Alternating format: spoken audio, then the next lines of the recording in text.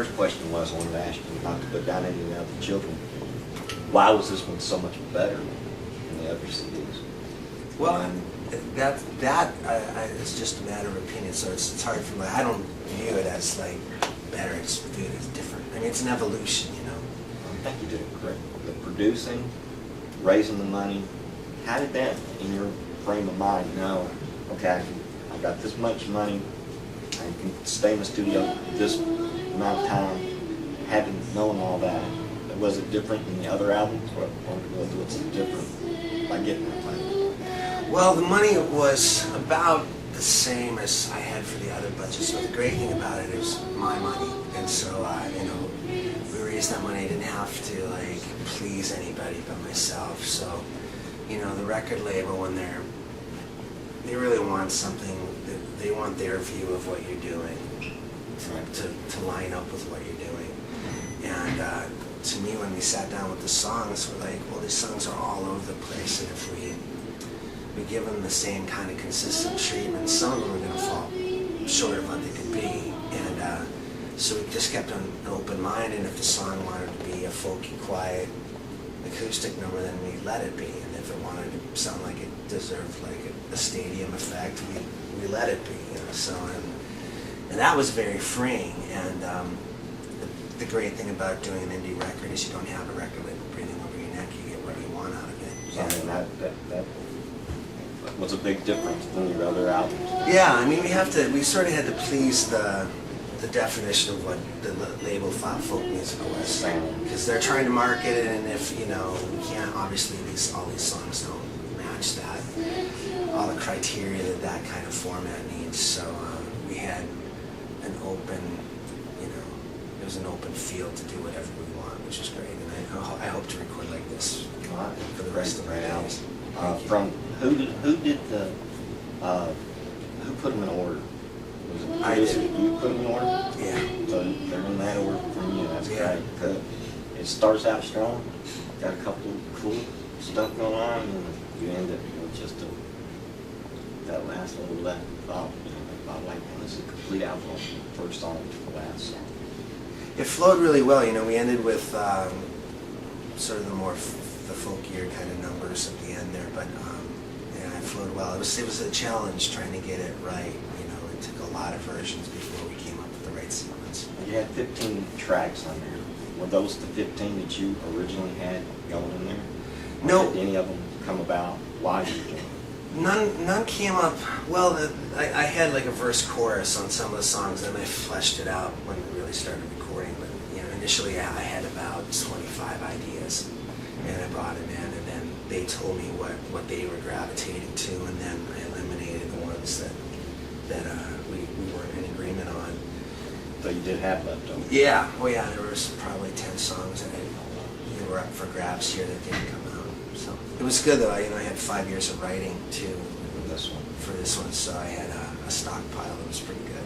There was one in there that reminded me it could have been a B-side of Speed of Trees. Oh really? Yeah. It was slapped on the string, and it could have been a B-side. Yeah.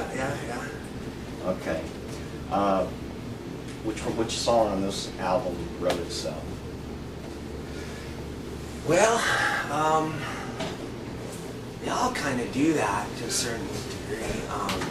I'd say Dragonfly came like that was written backstage in Oklahoma at a club. Sam Baker, who's from Texas, was hanging out at the club. It was a benefit concert for my buddy Don Comaseni. And we all sat in the green room, and I said, I got this thing, and I just want to finish it. We just jumped on it, and it was done in a night. And I performed it that night. That's amazing. Yeah, it was pretty fun. Every time I hear it, I know it's not about your little girl or your kid, but it's like you're singing it to your kid about your wife, you know? Yeah, it's just so pretty. Oh, thank you. The melody that you got running through there. There's an innocence to it, I think, that comes across. And I recorded, that was the only one that I recorded completely at home. Okay, I was going to ask you about your home studio. You got 24 track, you do it through the computer, what do you do? I have a pretty antiquated Roland hard drive, but it records great. There's not a lot of editing stuff on it, but I did all the vocals on it, and then I did some guitar stuff on it. And that's you playing the lead All the guitars all on the that. electric on as you too? Not all on the whole record. I did the acoustics on the whole record.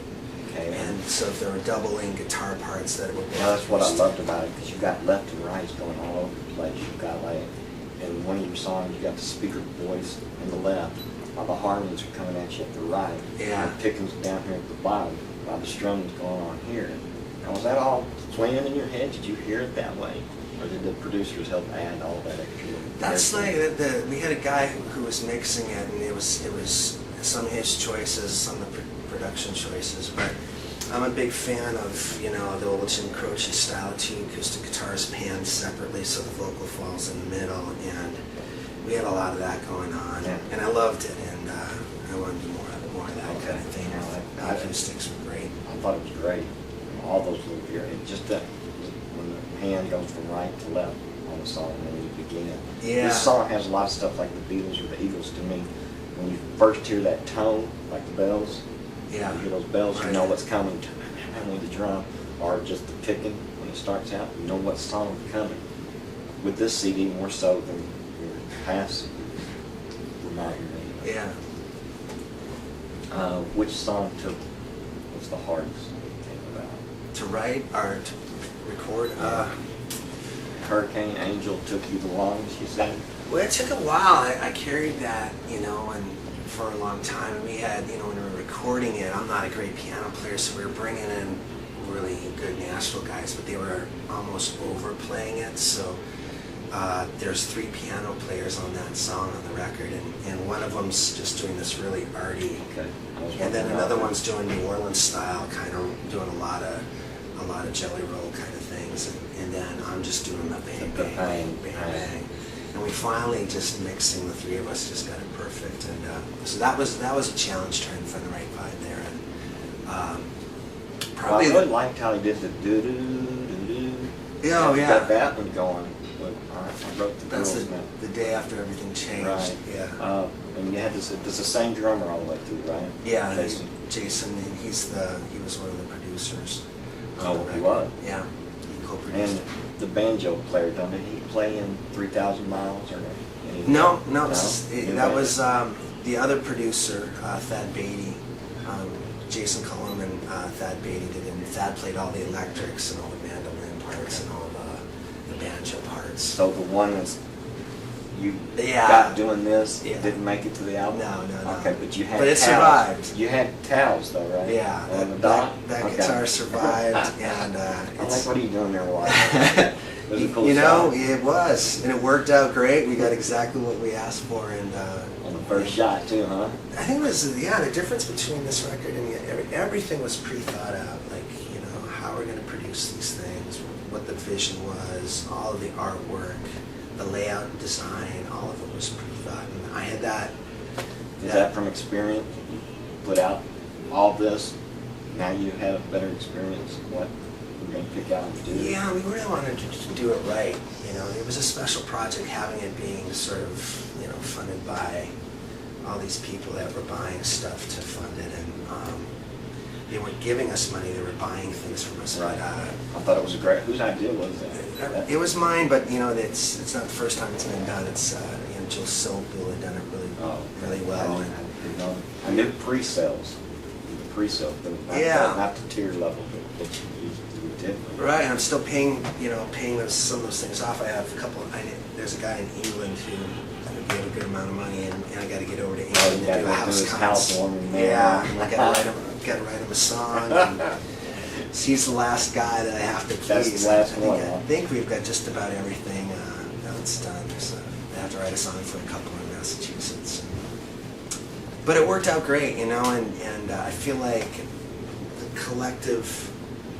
my collective, really strong fan base, like the most committed people to my music, contributed, Website, yeah. and it became this community effort, and I think it changed how we saw it. Well, in the last 10 years, the music's been just stagnant to me.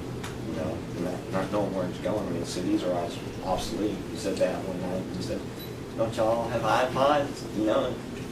We don't have to put out 15 songs now. We can put out 30. Yeah.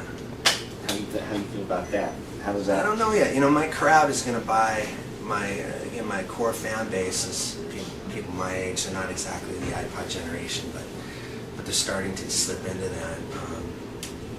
But I think they'll continue to buy the CDs. But it's a dying. Right. It's a dying way I'm to bring out talking. He's music. talking about he likes to have something to hold it. You know, like we're not gonna have that. Yeah, and that's why we put a lot of effort into the artwork, because we really wanted the artwork to be one of the reasons why you bought the CD. So the artwork is beautiful and thoughtful and No, so yeah, we worked hard on it. Tennessee in October. I'm not going up there. That's one of my favorite places. Yeah, Gatlinburg. that's a beautiful area. It's great. Virginia too. Okay, but so Hurricane Angel was the hardest one, longest one, huh? It took a couple of years. You know, it took about 5 years for the actual idea to hit me. You know, I couldn't write it right after. It's like writing after 9/11. Like it's such a big thing. It's impossible to. Yeah, it's almost too big to write about in the beginning. You need to give it some time and objectivity before you can write something like that. Okay. And talk to me about the piano on this one. There's a lot more piano on this one than Yeah. the other album. Well, I started writing on piano in the last 5 years, so Okay, so it is the writing. it's the first album where I'm writing on piano, and I wrote "Home" from a previous record on piano. That was the first song, but and now I'm looking at piano like I look at guitar. It's becoming a second home, and you know a little You bit got of one a. tonight? Not tonight. We didn't bring one in because I was flying, but we'll do some other songs. Well, I had quite a bit of piano on this one than the other ones. Mhm. And I like it. I like how it was all mixed down there. Thank you. Okay, you said you put the placement, so that was all you, huh? Yeah, that was me. It took a while. I had like 30 different versions of the order, you know, before I Oh, settled my on God. one. Which song on this CD had the most tracks? Probably the producers would know for sure. Yeah, That and they Jason would know. know, but I would say Vegas. It's Vegas? Yeah, because it's got all these background tracks, and they really put a lot of heart into that one to make it work. Okay, what about the